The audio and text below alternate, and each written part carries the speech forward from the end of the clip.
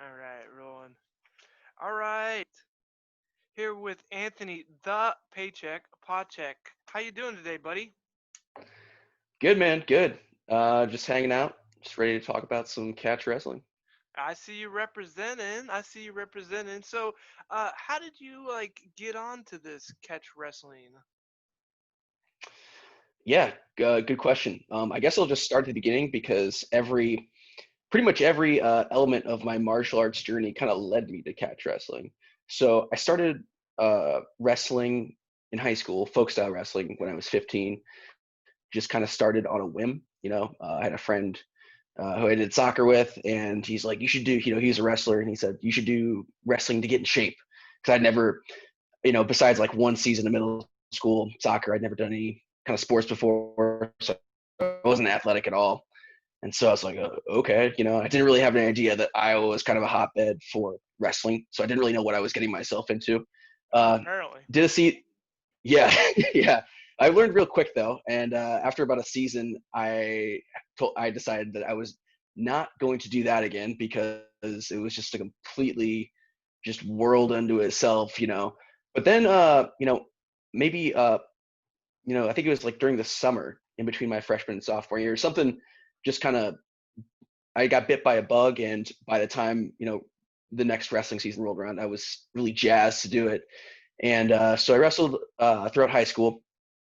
During that time, that's when those around like 2005, 2009, and that's when MMA was starting to get really hot. The Ultimate Fighter was on Spike TV, so I would like go to wrestling practice, come home, and then watch other guys do submission holds and stuff on TV. And I was a fan. I guess I should have started at the very beginning. I was a fan of fake professional wrestling as a kid, uh, big time. And so when I got into folk style, there was no submission holds allowed in folk style. And you'll learn real quick that the whole pro wrestling thing is fake. And so I was like, oh, I'm not into that fake pro wrestling stuff anymore. But then I watched MMA, and guys were throwing on submission holds, and I was like, oh my god, what is this? They're tapping out. I didn't think that was like a thing. I thought that was only part of fake pro wrestling. So that Mm-hmm. kind of piqued my interest.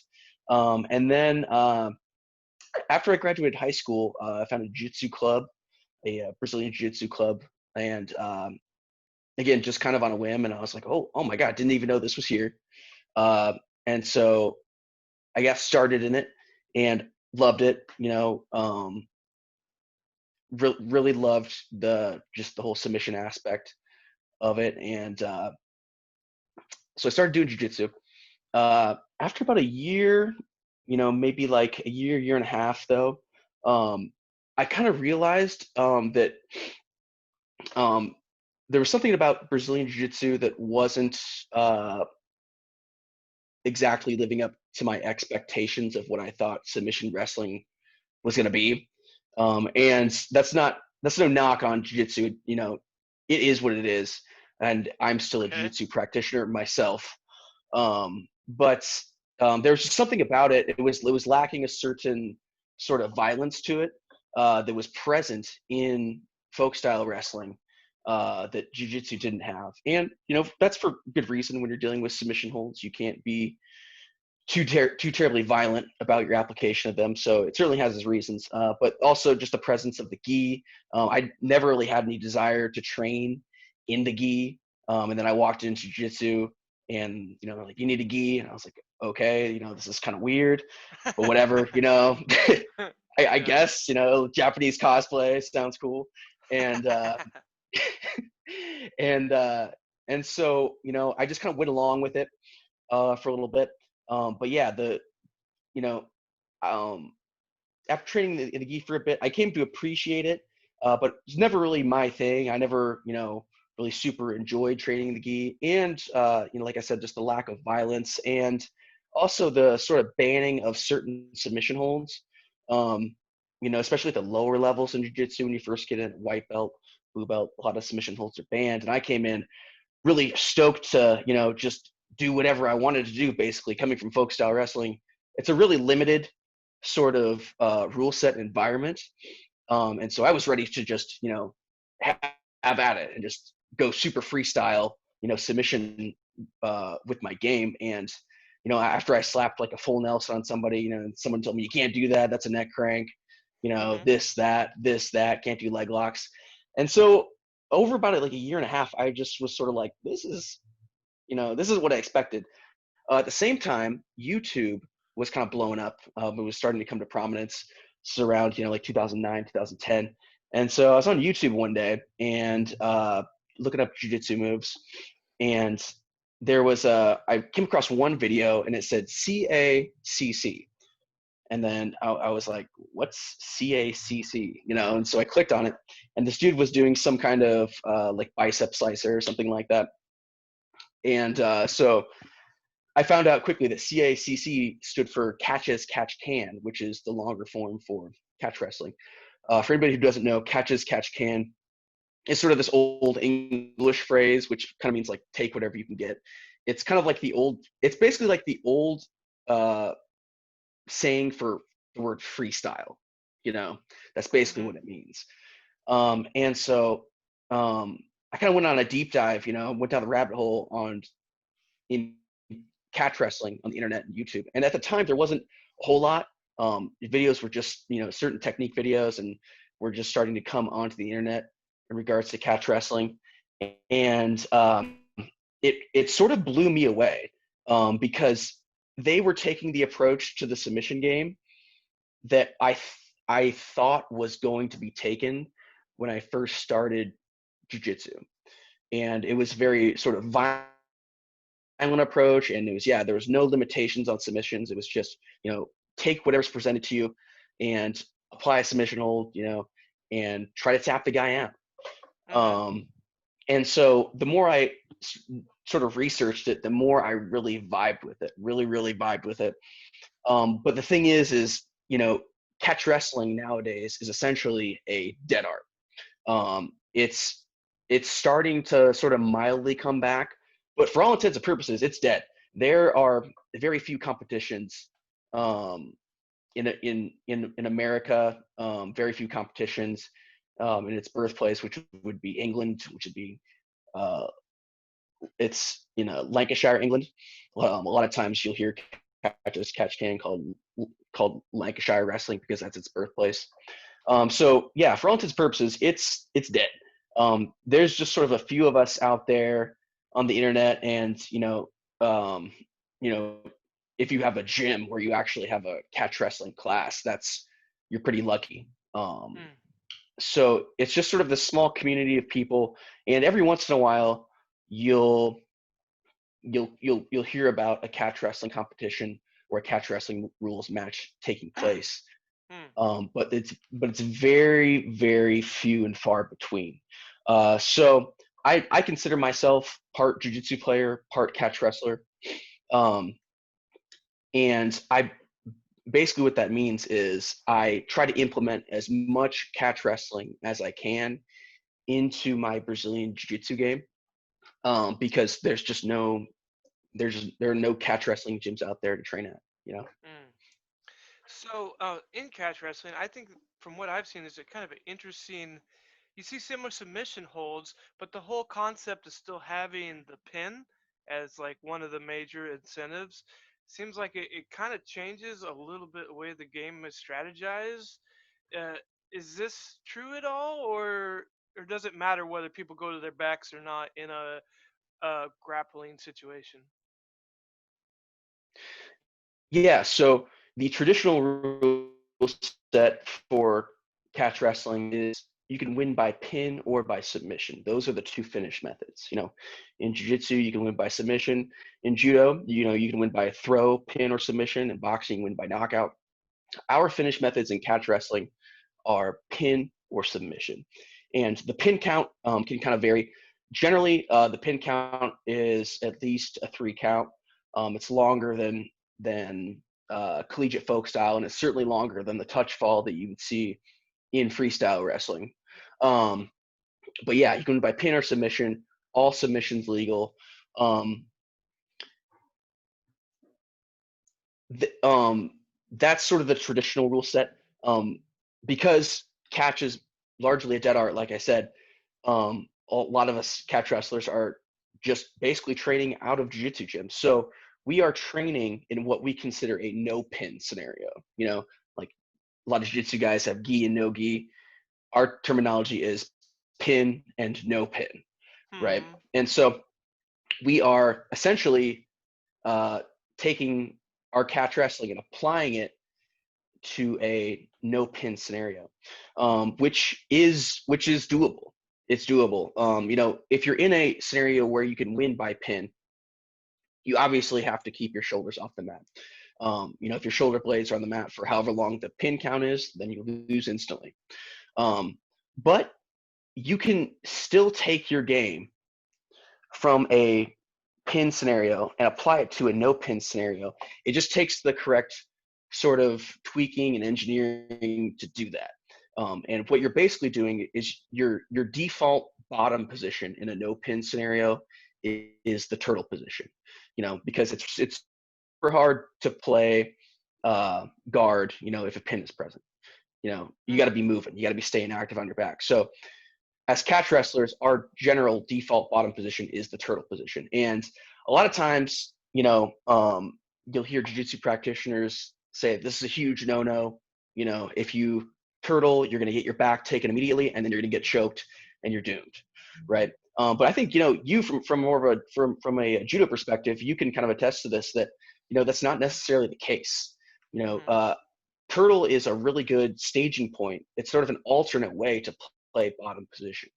And I'm not speaking about MMA or if strikes are involved here. That's a different story. I'm just speaking about grappling competition. You know, so we use that all fours or refs position as we call it, as it's called in folk style. Refs, all fours, turtle position. We use that as our home base bottom position. That's our guard, right? And then from there, we look to stand up, we look to reverse, we look to escape, and we even look to submit from there. There are certain submissions you can hit from that position. So it's very valid. You just have to know how to use it correctly. And the problem is the reason it gets poo-pooed is because a lot of jiu-jitsu guys don't know how to use that position correctly, um, because they're guard players, and so a lot of times you'll see jiu-jitsu guys go to turtle, and then they'll either go right back to guard, or if they stay there, they don't know what they're doing. They'll get their back taken, and now they're going to fight out of the back control. So it is an alternate take on the game, um, and it's not for everybody. Like I said, I'm part jiu-jitsu guy myself, so it's not like I think catch wrestling is overall mighty and superior over jiu-jitsu. I think they're really sort of two halves of the same coin, if that Hmm. makes sense. So that yeah, that's our bottom game philosophy, is to play that all fours, keep our back off the mat, and look to get on top, reverse, or submit on top. And from top position, when you watch a catch wrestler roll, they're extremely heavy most of the time. We play a very heavy, grinding top game, very much the same that you would see, sort of a folk style or freestyle wrestler implement in a submission context. But the difference is we know all the technical ways to submit on top. You're not just grab it. You're not just trying to power stuff home. There's actually there's real science to the catch wrestling top game. And that's, in my opinion, that's where catch wrestling really shines in an open submission context, is our top game. And that's what catch wrestlers are oftentimes known for, is their heavy, grinding, violent, technical top game. Whereas a lot of times you'll see, jiu-jitsu guys, they're very floaty, they're very light, they're looking to hop around on the back. Us, we want to put you on your back, keep you on your back, and then submit you. And Uh, if that comes via a leg lock, that's fine. If it comes via an arm lock, that's fine. If it comes via a choke or neck crank or a spine lock, that's fine.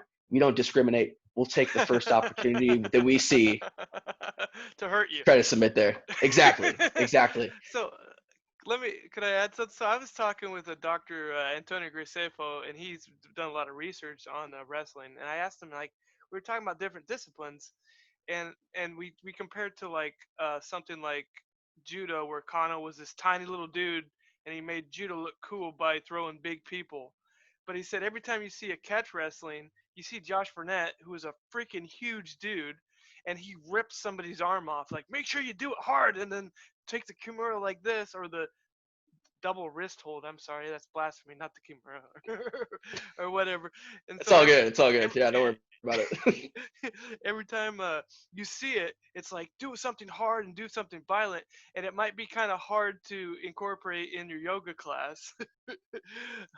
So I was wondering if that was the case, like if it's a little bit harder sell to beginners just because of that grind that you say, and like I think both have their benefits, but like you see jujitsu and like, oh yeah, you're right, it's a flow, or maybe I could do this, even though you probably couldn't unless you did it for many years. To do it like those Instagram videos you will watch all day. Do you think catch wrestling has that kind of trouble as opposed to jujitsu? Like how it's you know, kind of seen as like being a forceful or strength based discipline rather than a genuine like uh, method. Well, first of all, I just want to say the only videos that I watch on Instagram are jiggling butts. So I don't know anything about anything besides that. That's all I come to Instagram for. So just putting it out there. No, no, no. Yeah, that's a common sort of I think misconception about catches. It's like strength moves. You know, this sort of this term that gets floated a lot in jiu-jitsu, strength moves and pain moves. You know, and being I'm a purple belt in BJJ myself, so I've been in that realm for 10 years, and I can tell you a lot of times these phrases, strength move, pain move, these get floated when people don't know what they're looking at, you know, or maybe it's got a philosophy behind it that conflicts with what this person likes.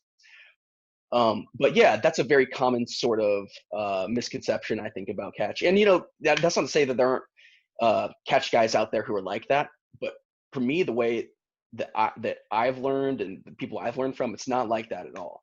Um, it's very very technical. We're just approaching it from a different philosophy.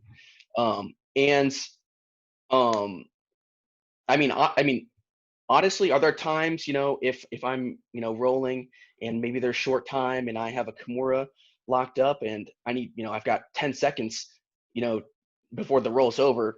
What am I gonna do? Like, yeah, maybe in that scenario, I might try to give a little more oomph on the Kimura to try to finish it quick, you know, because there's short time. But generally, no. A lot of times, a lot of the catch wrestlers that I've seen are extremely technical. You know, there's it's the problem is there's just not a lot of catch wrestlers out there for people to look at. There's just not a lot of catch wrestling material competition wise for people to look at. So when you know something gets floated like catch wrestling, I've heard of catch wrestling, this and this, and then you know you're seeing certain techniques that are done differently than the way that your teacher taught you. You know, it's very common for a lot of people to just sort of brush it off. You know, they don't want to deal with it. You know, he's a big guy, therefore he's using strength. Well, I mean, I'm like a medium-sized guy. You know, Hmm. I've grappled around 175 to 185 most of my grappling career. I'm 205 right now because of COVID. You know, so full disclosure. But but uh Right. but yeah, I'm a medium sized guy, and I you know going against heavyweights, I'll implement catch wrestling specific techniques, you know, that people would say are strength techniques or size techniques to great effect. So I you know, it's just one of those things I've never really fully understood. You know, catch tends to have a bad reputation in the world of jiu-jitsu. So I think it's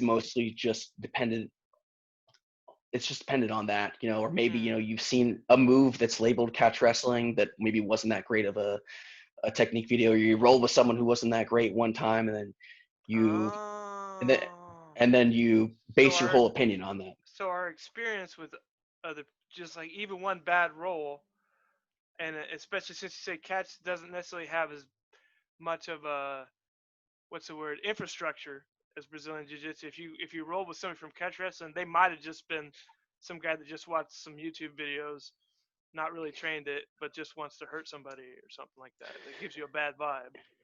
Yeah, and it's one of the things where the catch doesn't really have any kind of structure or governing body overseeing it, and so a lot of times you'll get people claiming catch wrestling just to like stand out, or maybe they've got some wrestling and they've got some jiu-jitsu and they just claim they're a catch wrestler, and they'll go in and they if you're a person at a jiu-jitsu school, you're not going to see that many catch wrestlers. So a guy claiming catch wrestling walks in, and he's either he's just either has bad skill, or he's being disrespectful in some way during the role. People are going to base their entire opinion off that. There's that's not uncommon to see that sort of charlatan, um, you know, um, catch wrestling person in the community. And me, me personally, I never called myself a catch wrestler until very recently. I just recently got involved in a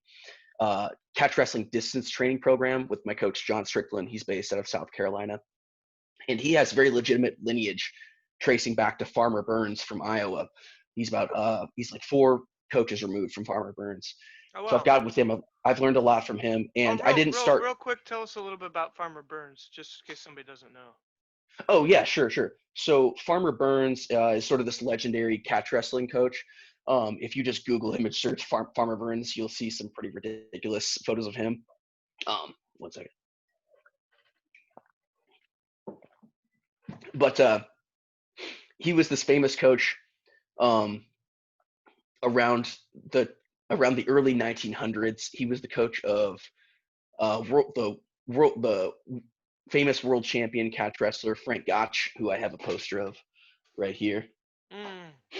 He was his coach, and he's sort of renowned in the world of catch wrestling as sort of a preeminent American catch wrestling coach. Mhm. And um, he also, he's sort of known for this sort of gimmick he did where he would hang himself by a noose. He'd do a hangman's hang, and he had neck strength that was so strong where he would just be able to hang there like this for like 9 minutes or something crazy like that. That's how Mhm. strong his neck was. But yeah, my coach has lineage tracing back to that. So, um, sort of earlier on, discovering that there was this problem with these charlatans in catch wrestling, I never called myself a catch wrestler up until recently, when I finally got ranked in my coach's system. And he has like a four-tiered system, very similar to jiu-jitsu. I'm level 1 in this system right now. So it wasn't until I actually got ranked in someone's official catch wrestling system that I actually started calling myself a catch wrestler. And even though I was rolling like I was grappling with that style for years before that, I just really wanted to try to avoid, claiming that I'm something that I'm not, you know. And so it's been, about coming up on like 10 years now of me doing my own research on my end, going on YouTube, implementing techniques, talking to actual legitimate catch wrestlers, Mhm. and just basically doing whatever I can to train and get better at catch wrestling because there's no schools. And so it was only after about like 8 or 9 years that I actually started calling myself one. Mhm. But I remember a while back when I was back in Iowa, you went to a competition in, was it in California? How was that? Yeah, yeah. Um, this is yeah. So sort of picking up in my history where I left off. Got into jiu-jitsu, discovered catch wrestling on the internet, started trying to implement as much as I could. Around 2016, uh, sort of just kind of out of nowhere, um, there's this guy named Raul Ramirez who runs the Catch Wrestling Alliance, the CWA. He hosted a catch wrestling rules tournament in Humboldt, Iowa, which is the home of catch wrestler Frank Gotch. And sorry, my throat's a little dry.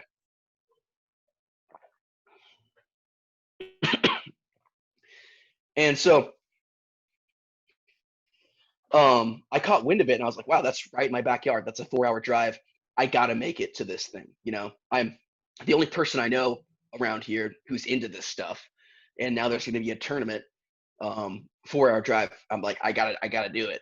And so I signed up, made the drive, and I ended up placing first in my weight class uh, on my first catch wrestling rules tournament.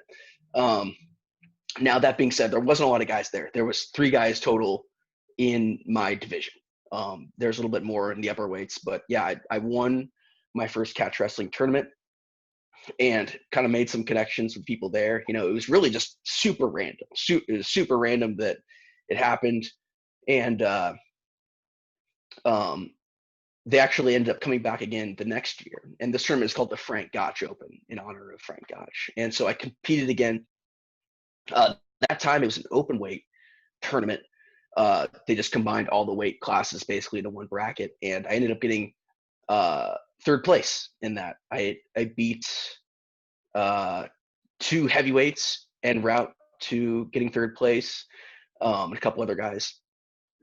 Um, and so that was another instance where it's like, man, this is cool. You know, I never thought I would actually get to compete in a catch wrestling rules tournament, and lo and behold, I've got 2, you know, in my backyard in 2 years. And then the next year they moved it to Los Angeles, California, where the director lives, and um,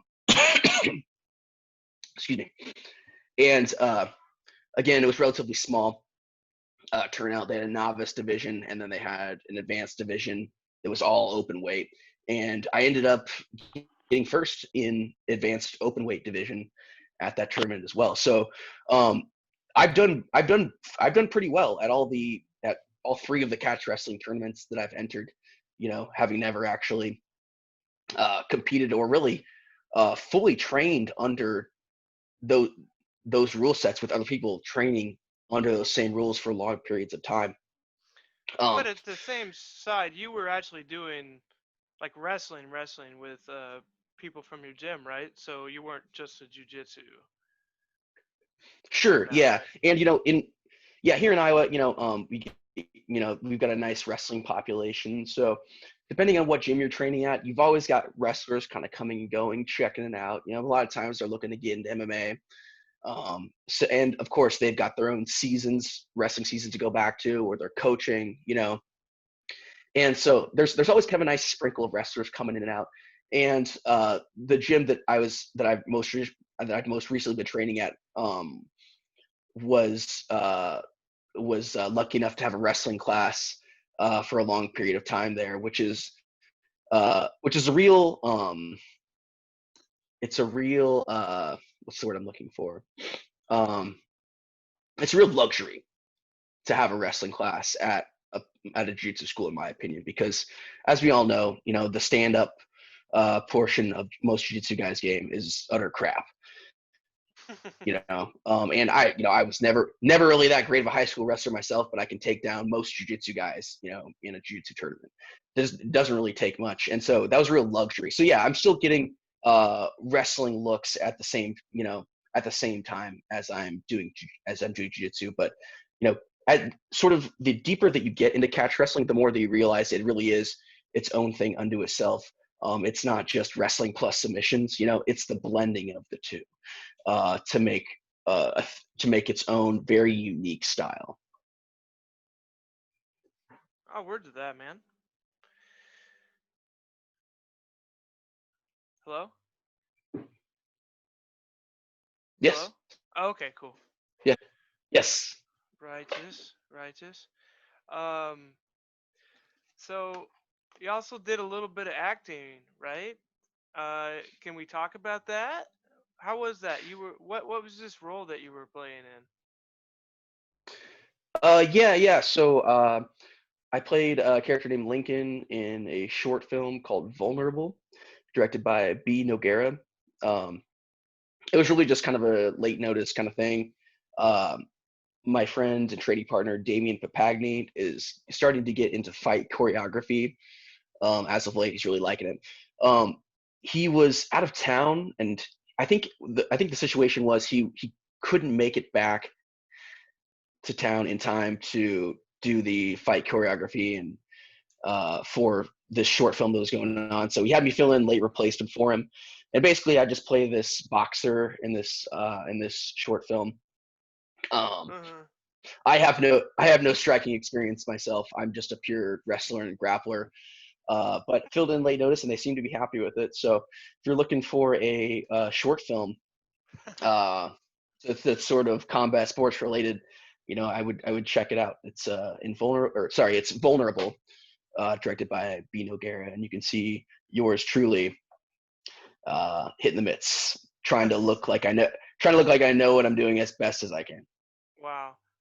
Well, actually, I'd like to show a little thing you were in, like with my project. We did a little stunt scene with the guy you're talking about, Damien, and Right. we kind of had like some actor swapping. I'm sure I edited it perfectly so nobody could notice, but let's talk about.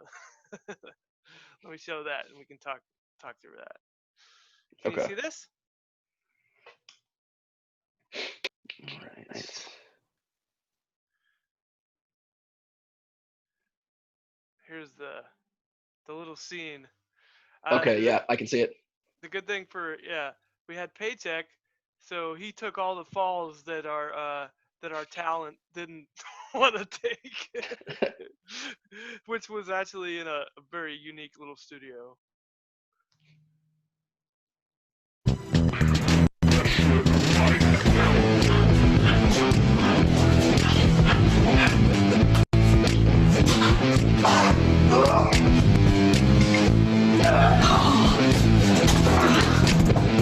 Where is he? Where's Paycheck?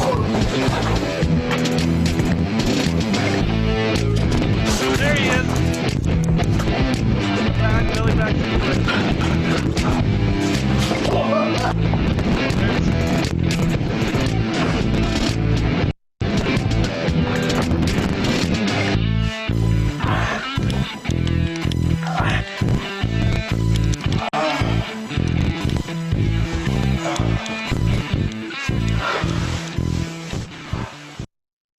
And of course, he gets caught in the cow catcher, and he politely concedes and says he was sorry.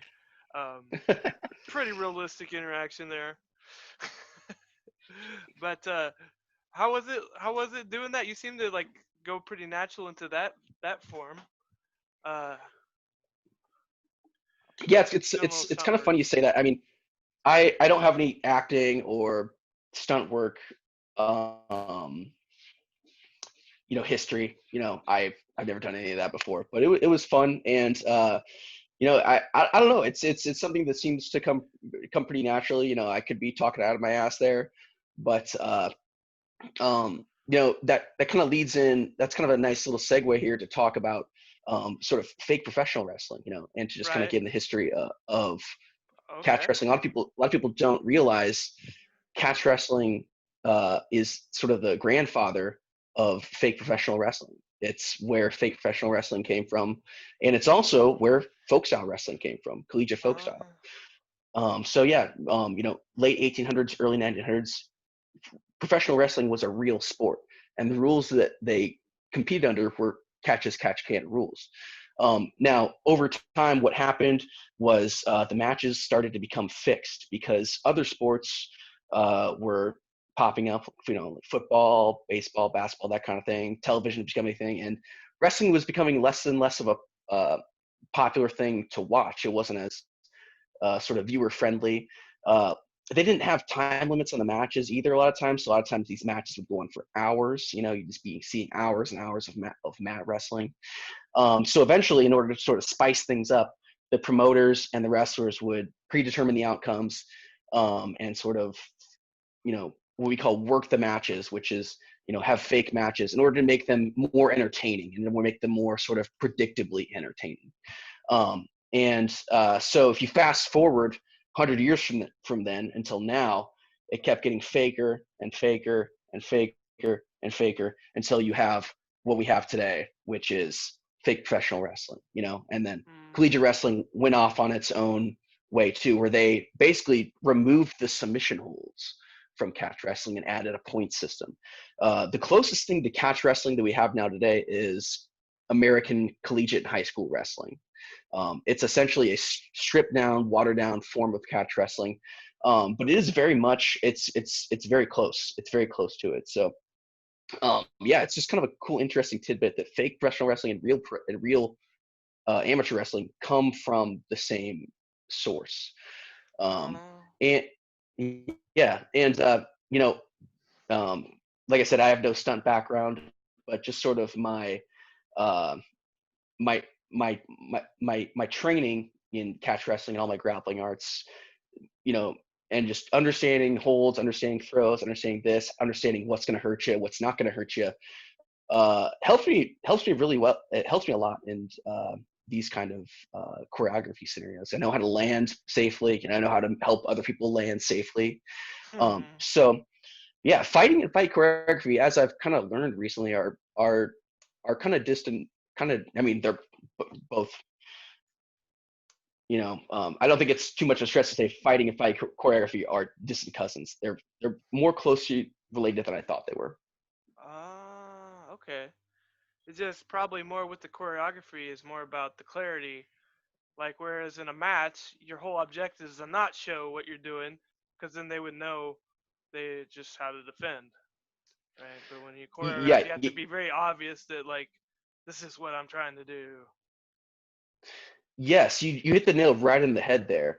And that's, I mean, that's very much the same as fake professional wrestling. You know, you're trying to make it look good, And it's kind of interesting. If you go online and you search hard enough, you can find professional wrestling matches that are fake, but they're what are called worksheets, which are basically fake matches, the outcome's predetermined, but the wrestlers in the match are skilled, and they're trying to make the match look as realistic as possible. Hmm. And so what you end up is what we call a work shoot. Work work equals fake, and shoot equals real. And so those are, that's actually a very interesting kind of rabbit hole to go down if you could find those. A lot of the sort of like Japanese professional wrestling is big on that kind of thing. If you're familiar with Pancrase was doing that kind of thing. They were having some real matches. They were having some work shoots. But it's if we're looking at the art of wrestling and catch wrestling from like a martial arts perspective, right? You go to like a taekwondo event, and they're gonna have taekwondo sparring. They'll have like board breaking. They'll have forms, right? So Hmm. it's not all just about competition. And it's sort of this is sort of an interesting take, but like I and it's not just me. A lot of other people kind of see this too. But if you have real good professional wrestling, like I'm talking about, like work shoots where the match actually looks semi-real, that could almost be considered like the demonstration aspect of catch wrestling. You know, Oh, in okay. karate, you know what I'm saying? Like in karate, you of course have karate competitions where they spar, and then you have the forms where they do their sort of choreographed demonstration, right? Well, you can't have a choreographed demonstration when it comes to wrestling with one person. It would look really weird, right? It'd be just like one person just kind of like shadow wrestling, and you wouldn't know what's going on. So in order to have an accurate wrestling demonstration, you need two people. And the Hmm. result is a professional wrestling match. Oh That's what wow. it is. That's what professional wrestling is. It's the kata. It's the demonstration end of catch wrestling. Oh, that's dropping some knowledge. I didn't think about that. Yeah, Pro yeah, wrestling as a yeah. kata And form. Hmm. yes, and I'm not. And I just want to kind of drive home when I say pro wrestling. I'm not talking about modern pro wrestling. Where they're going through tables and stuff like that. If you're into that, that's cool. I like to dip into that a little myself from time to time because it is fun. But I'm talking, I'm talking about actual, like real skilled catch wrestlers who can actually Hmm. compete, but they're choosing to do a fake demonstration, but try to make it look as real as possible. Mm-hmm. And that is that's like the kata. I thought that was a very that I just kind of that kind of clicked for me. I heard someone explain that to me within the last year, and it made a ton of sense. Oh If wow. you're looking at it from a very sort of holistic martial arts perspective. Right. Well, I mean, I guess how many times have you seen like a gold medal wrestling Olympic or the gold medal judo match, and that they just got so much on the line that Yeah. the average Yeah. person watching is like, what are they even doing? They're just trying to Yeah. not lose their chance to win a gold medal, so you don't see the demonstration. So it's hard to sell sometimes. Like, no, these are really high level athletes. But like, well, I could do that, and like, no, you couldn't. Absolutely. Absolutely. And I actually think this is something that, like, especially grappling arts, where it is often boring a lot of times. Striking arts, you've always got the sort of threat of uh, quick severe injury always Concussions. hanging in the air. But with grappling, yeah, concussions. But with grappling arts, it tends to be more boring. And what you see a lot of times, like you look at like international freestyle rules, international judo rules, they end up like warping the rule sets to try to make them more fan friendly or make them more understandable to the layman. And all they end up doing really is just sort of watering down the art itself, and I don't like that. So I think something that, these grappling arts should consider is, let's say you have a wrestling event, you have a wrestling tournament or a judo tournament. Maybe like during the intermission, you have people do a sweet judo demonstration, or you have people do a really sweet wrestling demonstration. And if you're not into it, you're like, oh, that's fake. Well, it's obviously fake. No, no crap. Like, no duh. We all know that you're not impressing anybody by saying that a fake pro wrestling match is fake. If it grinds my gears. People think Right. they're hot shit when they go around. Oh, that's fake. Yes, you're supposed to come into it understanding that. Just because you got burned when you were 7 and found out that it was fake doesn't mean that you need to take that out on everyone for the rest of your life. It's I found funny. out really early on. I Yeah, found out it's really early on that pro wrestling was fake, from hmm parents, and I was a little tiffed, for like a day, but I was like, well, it's still cool, it's still fun, oh, but you you got know. over it. So yeah, I think if if the grappling arts sort of looked to this demonstration aspect, where it's like, okay, guys, for this upcoming tournament, we need 3 demonstrations. We're gonna have 3 intermissions. Okay, so hmm you guys, you're gonna pair. We're gonna go over here with coach, and you're gonna choreograph a really cool demonstration. You guys are gonna do, and you guys are gonna do, and then during those intermissions, if you're not into it, go get popcorn, go get soda, ignore it. hmm But for the people who aren't, and kids, it can really be an entertaining thing. And I'll point directly to Sambo. Sambo actually does this. I'm not sure how often they do it, but Sambo does actually do this. You can go look up Sambo demonstrations online, and they do these really cool demonstrations where they're doing like pro wrestling hurricane ranas and stuff like that. It's really cool. But they also incorporate very legitimate Sambo throws into the mix. And yeah, a lot of times during a high level match, you don't even get to see a lot of the most entertaining maneuvers put on display. But if you choreograph a demonstration, you can just go cool throw into cool throw into cool throw into cool throw into cool submission into cool transition over and over, and you can chalk that 5 minutes or however long your demo is. You can chalk that full of the most entertaining stuff, and that can really it can really sort of put on display for people, maybe who don't know what judo is or who don't know what catch wrestling is. You can really put on display all the coolest aspects of your art hmm in a short 5-minute window, and you don't have to then go water down the rules in your matches to try to pander to people who don't know what's going on. I got you. I see. I guess maybe some people see it as a slippery slope because you see the Steven Seagals out there and like breaking people's neck or beating 17 people, you know, like to know where that line is. I mean, you have to make it look cool, but it can't be fairy tale. And Definitely, yeah, and that's where that's why you need skilled people. You need people who are already skilled in the actual art itself to put on a really good demonstration. You can't just be some pure fight choreographer kind of person to do it. You need to actually be skilled to put on a good demonstration. And sort of counter to your slippery silk argument, which I definitely agree with. There is that aspect to be considered, but I think the bigger slippery slope is modifying the rules of our actual competitive events to try to be simpler or to be more entertaining to the average person. That's the real slippery slope. And as we can see with Mm, the IJF and like modern freestyle wrestling, man, it's so hard. It's so hard to get me to watch those kind of things. You know?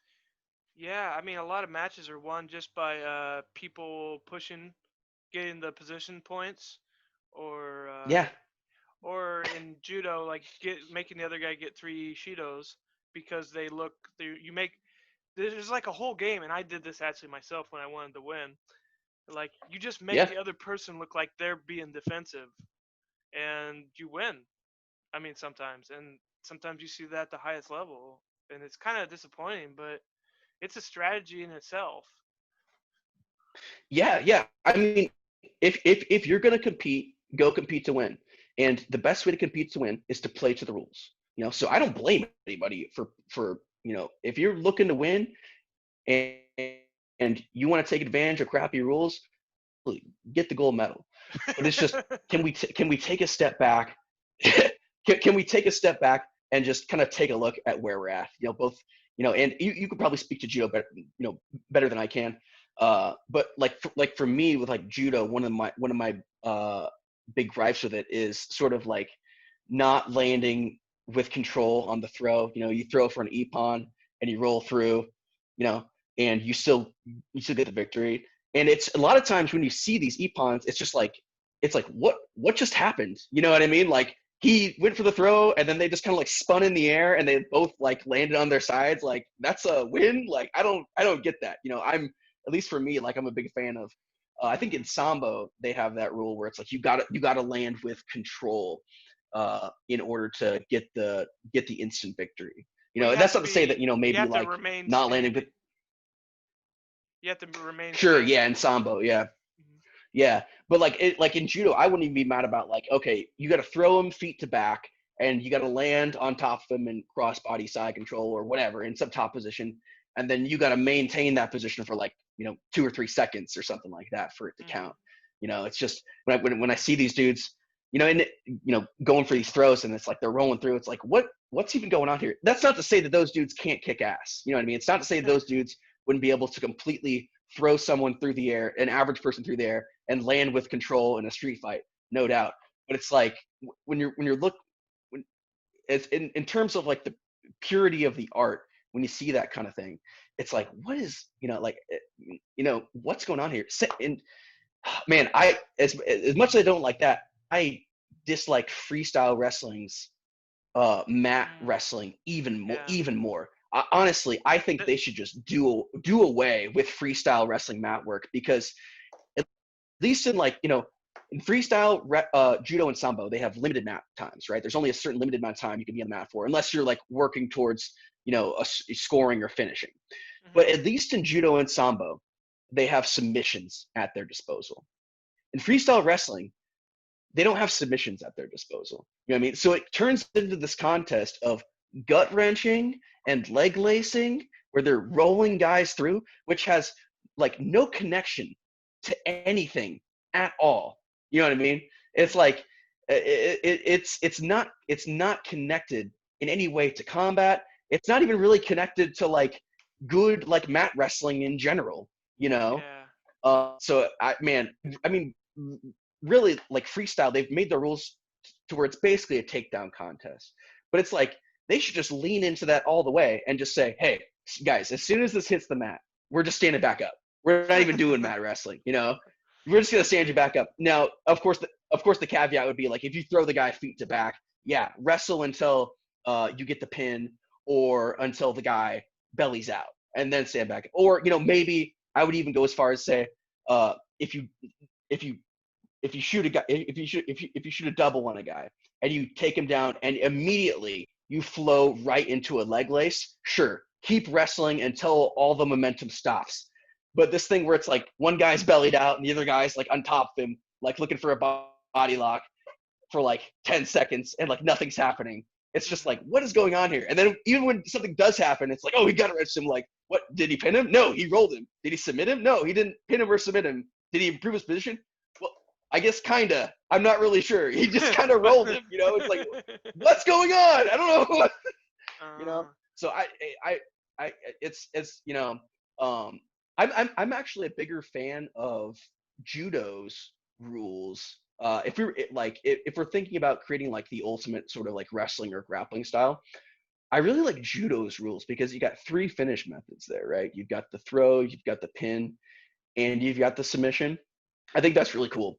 I would really like to see some kind of like nogi, like freestyle judo pop up. I think that would be like right up my alley and right up yeah. like a lot of other catch wrestlers' alleys too. Uh, well, I think it's really, I really just I'm a big fan of having. I'm not saying we're only just by the rules, but I feel like the rules are not set like in an altercation. So I think that's why it's good to cross train because let's say you're not gonna do berimbolo in the street, but who knows, somebody might hit you with a brick and you need to get them off of you, you know. True. Whereas Yeah. judo, yeah, that suicide makikomi you do, you probably won't want to do that because you don't know if he's got homies waiting around the corner. But if somebody lands on the sidewalk, they're probably not getting up too. So it's like I Yeah. feel like just like you're getting all your different tastes and all your different looks, and then in real life we have to decide what's the appropriate thing to do, and probably the most appropriate thing to do in altercations is just keep everything visible as much as possible and don't get stuck somewhere. Yeah. Yeah. Yeah. Definitely agree. Definitely agree. uh, but that's why I think it's really good, like you do, and like so many just the different rule sets. I think it just gives you different speciality, and that's the way I see it. So even if I get a penalty here and there, as long as I'm not intended to hurt somebody. I you know I think that's a really cool thing that you're doing. So Yeah. Yeah. For sure. Yeah. It's it's really I'm sort of pushed to catch wrestling out of necessity, because look at modern jiu-jitsu. It's if we're just rolling in the gym, it's one thing because really that's sort of the purest sort of form of it, in my opinion, where it's just two guys rolling, no points, nothing, not keeping track of points. You're just rolling. You're trying to tap each other out. But shortly after getting into it and doing competitions, and we're talking about judo and wrestling rules here, man.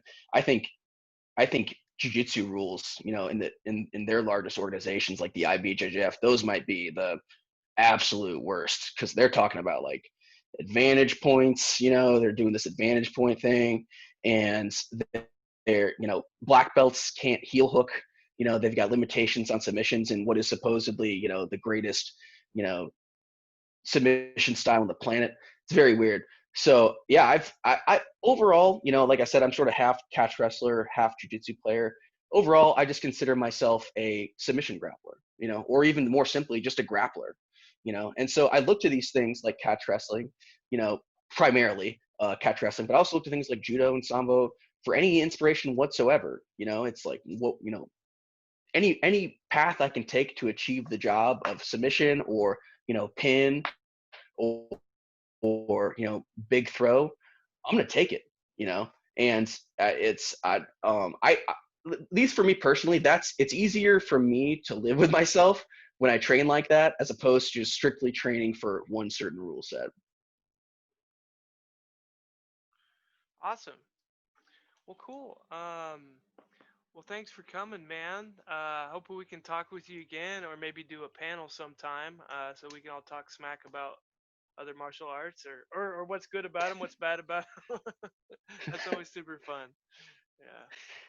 Yeah, man. Anytime you want to have me on, I'll be your official catch wrestling correspondent. The Quatch Wrestling correspondent. Okay, cool, cool. Right on.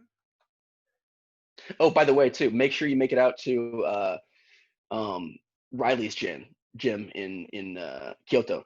Make sure you make it out there at least once. Just try it out. Let me know how it goes. Oh yeah, yeah, yeah, yeah, yeah. Yeah, man.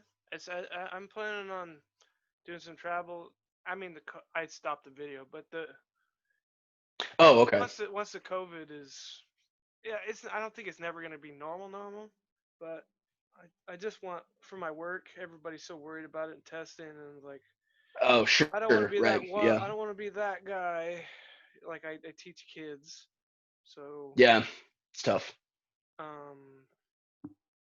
But yeah, man, Kyoto's it's a bit of a hop, but I think I will want to go there someday anyway. Um. Yeah, man, I like to see because that'd be another interesting topic because the way pro wrestling evolved in Japan is like a very similar but completely separate organism um, than the States or Mexico or wherever. So that'd be kind of cool. And there are some kind of guys similar to like what you say here with their other background, but I feel like it's a little bit more cemented because for some reason I don't think it was Frank Gotch, but Carl Gotch. I'm sure you know about him. Yeah, Like really, that would be a cool like show to do sometime. Talk about Japanese catch wrestling because yeah, there's a very cool rabbit hole there to talk about with yeah Carl Gotch, Billy Robinson coming over, and basically starting uh that whole scene, you know, which like basically turned into like Pancrase and early MMA over in Japan. yeah, because that's a funny thing is like a lot of the Japanese like fighters they had their base and now there's a lot of Japanese jiu-jitsu guys that do Brazilian jiu-jitsu. But in the 90s, early 2000s, they were coming from the Shudo base, which is like kind of Yeah. separate move and I don't know. But if we yeah, I think we should do that and like if we talked about it beforehand, we pulled up some images on the browser that we could like because I really like to show the pictures of people and stuff like that and it's easy to do when you're talking but really hard to do when you're post production like downloading Oh, right. and stuff like that. Okay. So Gotcha. so hopefully we can come back and we'll talk about who we're going to talk about and we can show pictures because I'd really like to like it be somewhat informative too. Yeah, I definitely have to brush up on my Japanese catch history beforehand and just kind of yeah, probably just just make sure I'm not saying anything inaccurate. But yeah, that's I would definitely be down for something like that because it's really interesting in terms of I mean just grappling in general, but also like early MMA. You know?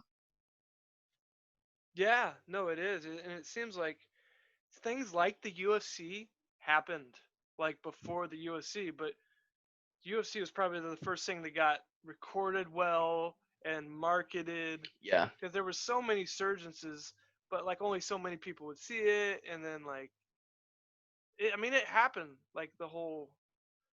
I'm sure like even like a couple hundred years ago, there's probably like a really great like fighting discipline that just got lost, and people would watch because they were bored as fuck and they didn't want to be in their cornfields all day. Yeah. Yeah. Yeah. Yeah, it's yeah, I think with the UFC they really hit it out of the park marketing wise, and they launched MMA and they also launched BJJ at the same time, really. Yeah, but I think what really did it though is the internet.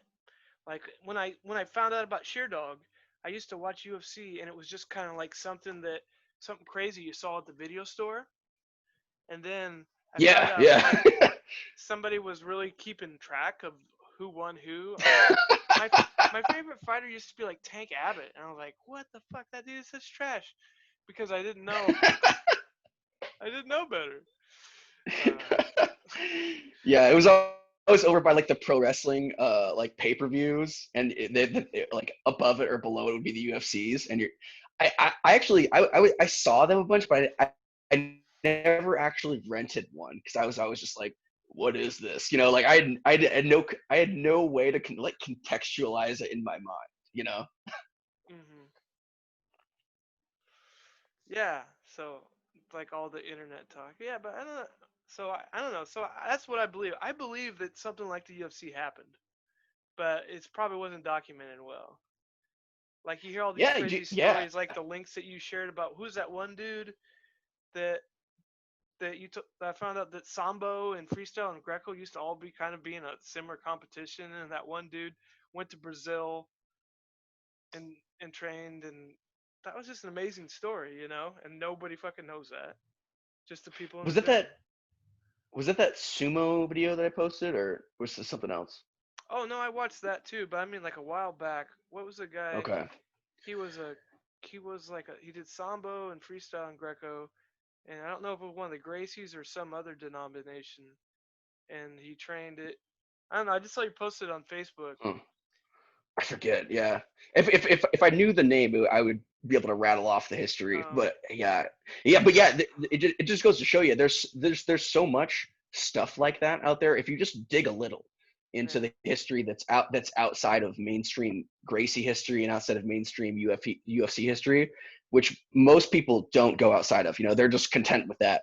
But if you go outside of that, yeah, and you talk about luta livre in Brazil and their rivalry with jiu-jitsu, which luta livre is basically Brazilian catch wrestling, you know, and then you want to talk about the Japanese catch guys, um, and yeah, dude, Whoa, just a second. I there's lost a bunch of sound. history.